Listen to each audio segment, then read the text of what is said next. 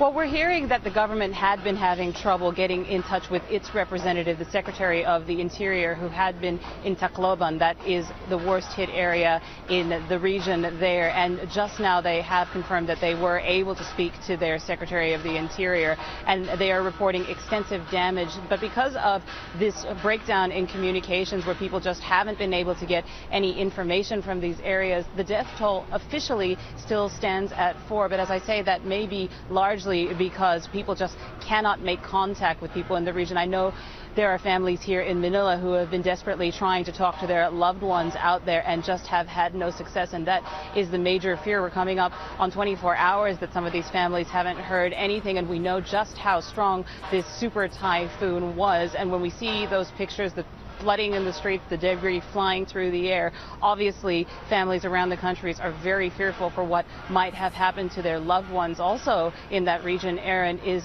the island of Bohol, which just last month was hit by a 7.1 magnitude quake. That killed more than 200 people and left more than 5,000 people homeless. That's a situation that authorities and aid agencies are having to deal with, moving people who were already evacuated into tents back out of those tents and into evacuation centers, just hoping that those schools and structures are still safe after that earthquake. And Kathy, I'm curious, you know, when you talk about this in these areas where they haven't heard anything from people, I mean, how populated were they? I mean, you know, you're talking about 4 formally dead, but I mean, people are wondering that the scale of this could become catastrophic in terms of people who may have lost their lives. Is that a fear people have in the Philippines?